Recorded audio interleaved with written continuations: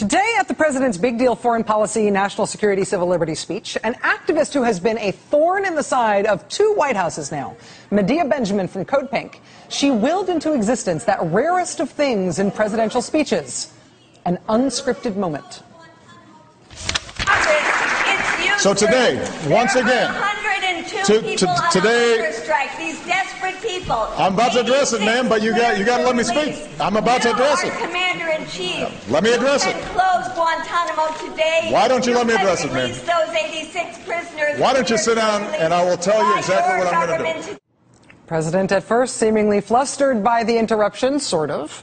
But then nobody quite knew how it was going to end because the heckling did not stop. She stopped for a second, but then she interrupted the president again and again and again, and eventually he just let her speak.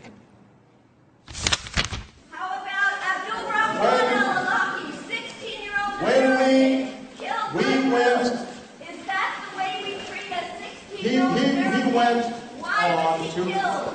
Can you we tell went us on, why Abdul Rahman al-Awlaki was killed? Can you tell Muslim people their lives are as precious as our lives?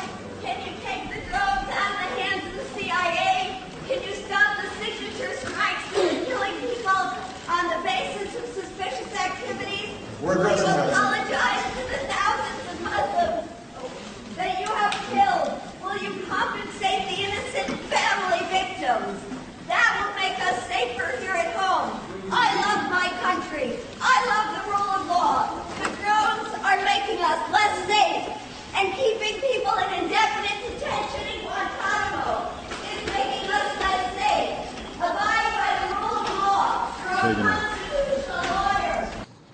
All that while, this was the look on the president's face. Listening.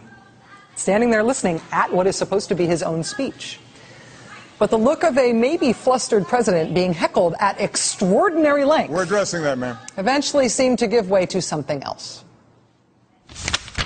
The voice of that woman is worth paying attention to. Obviously, I do not agree with much of what she said. And obviously she wasn't listening to me in much of what I said.